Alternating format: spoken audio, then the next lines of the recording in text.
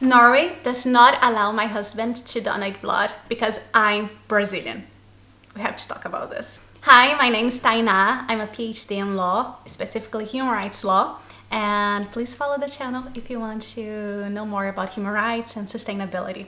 Last week, one of the main media outlets of Norway, NRK, published a story about this woman who was from Norway, born in Norway, and couldn't donate blood because she's married to a foreigner.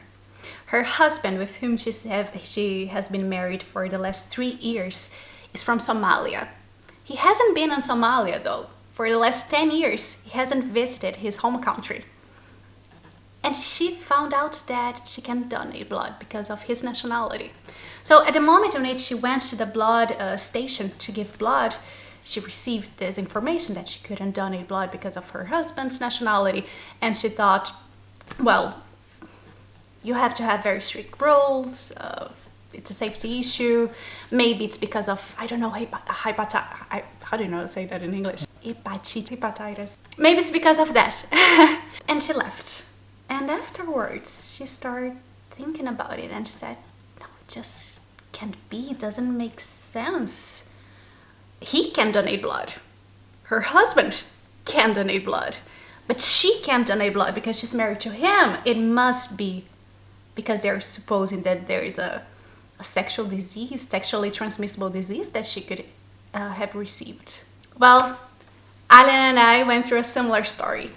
Alan used to donate blood for a long time, and last time that he went there, he found out that he couldn't donate blood anymore because he was in a relationship with me. So he came back and he told me this, and I was very angry. And I couldn't believe what I was hearing. And he said, well, maybe it's because, I don't know, in Brazil you have dengue or malaria. And I said, Alan, it doesn't make sense. If it's because of dengue and malaria, weirdly enough, mosquitoes bite everyone. They don't only bite Brazilians. So if that was the case, the question would have been, have you, Alan, who is trying to donate blood, been to Brazil in the last 6 months, 1 year, or something like that? That was not the question. They weren't interested in whether you had been to Brazil. They weren't interested even whether I had been to Brazil in the last years. Maybe I was born in Brazil and never came back. It didn't matter. What mattered was my nationality.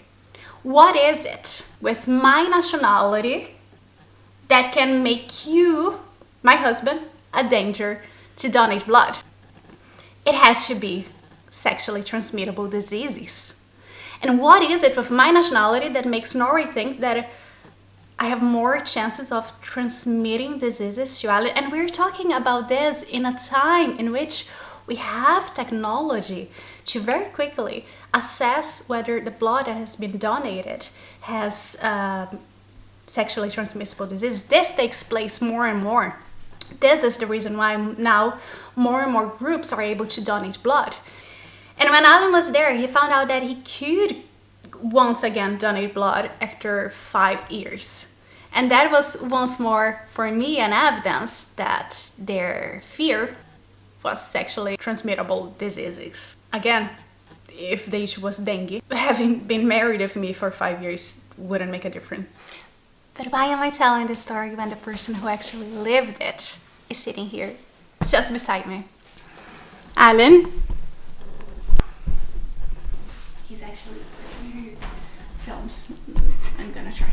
So a few months after meeting Tana, I went to donate blood, as I was doing as often as I could, since Norwegian society is in dire need of more blood donors.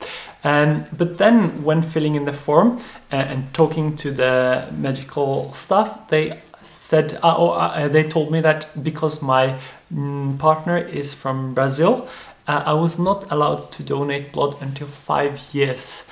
And I was very surprised at first because I thought, I'm in a stable relationship with a person. We're very careful. We both gotten tested. It should be a very safe environment. And for 5 years, this is much longer than the quarantines that they usually put when you have traveled abroad or had a new sexual partner.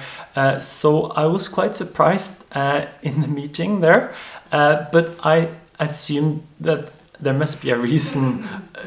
The system is like this for good reason. That's what I thought.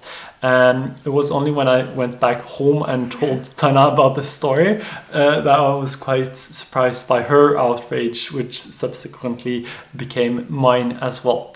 I guess the only good thing about the whole incident is that even though not giving blood, I still got this really nice cup. This rule that Norway today applies, it is flagrantly discriminatory. It's absurd that it still exists, and this is not just me saying. An article contacted some of the authorities that are responsible for regulating and organizing blood donation. And the leader of the blood bank herself said that she tried to get answers to why this is the case, why the rules are like this with regards to internationalities, and she couldn't get any answers that were good enough. If she couldn't get answers that were good enough, who can get those answers?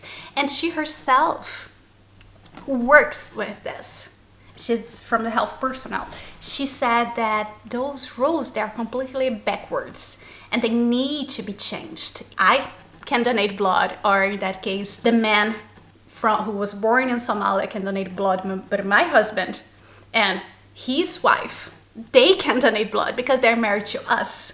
The only issue here that impede them, that is an obstacle for them to donate blood, is our nationality. And it really shouldn't matter that much, because it's not someone's nationality that makes that person more susceptible to having a sexually transmittable disease.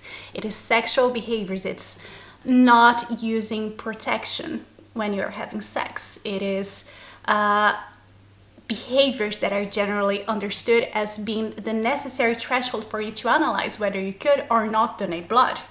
It's not one's nationality. It should not be one's sexual orientation. And more jurisdictions around the world, courts and governments, are understanding this and changing backward rules. This is a backward rule, and we have to talk about this. We have to question it. Last point that I wanted to make is that I love to see people's reaction when I tell this story about I'm not donating blood because I'm Brazilian. And when I tell this to my friends who are from Brazil or Latin America, their reaction is always complete outrage. It's a reaffirmation for us of xenophobia, of racism, yes. And I tell this same story to people from Norway, and at first this would hurt me so much. Now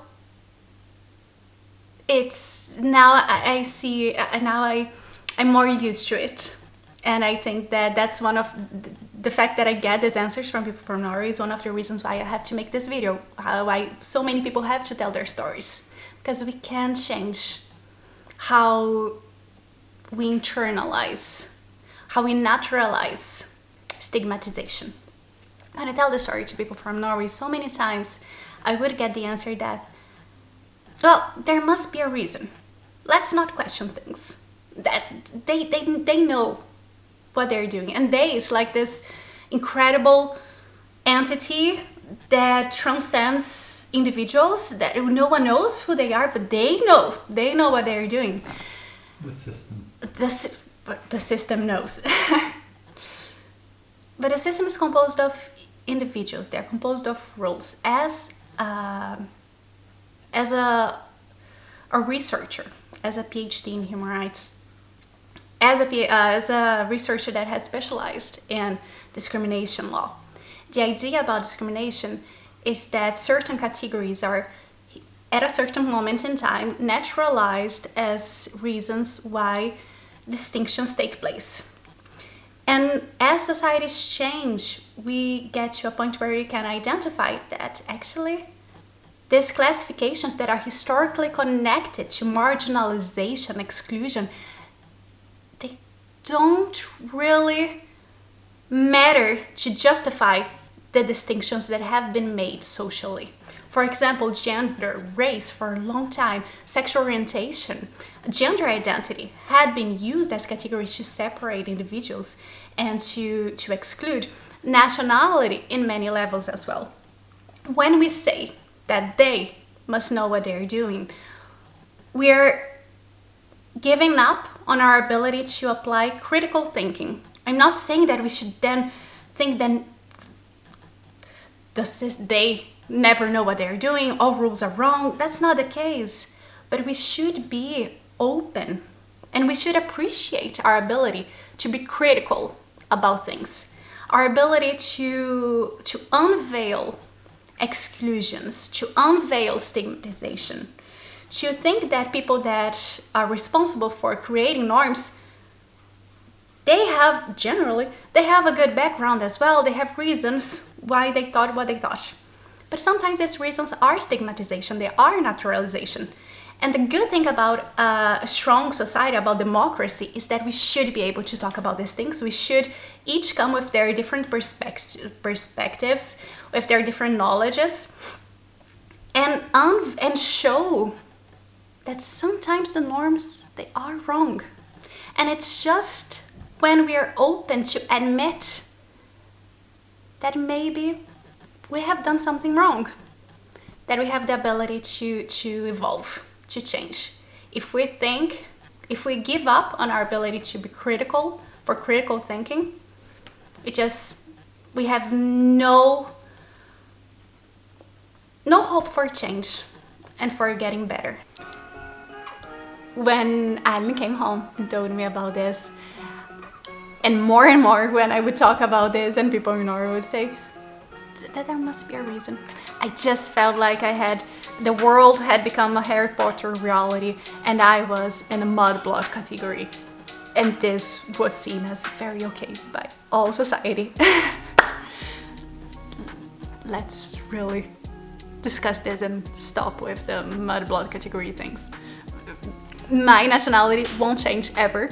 Doesn't matter what I do, this is my nationality. I mean, I could give up my nationality and try to acquire a second nationality, but I think this is just going too far. And then you could donate blood, you see? Nothing about me would change. But maybe that is the overarching political aim. Maybe that's the goal of Norway. People to give up their original nationality and assimilate. Yes. Well, write down in the comments, what do you think I should do? Change my nationality or try to start a political change? Let us know. Don't forget to follow us for more discussions about human rights and sustainability. And see you next time.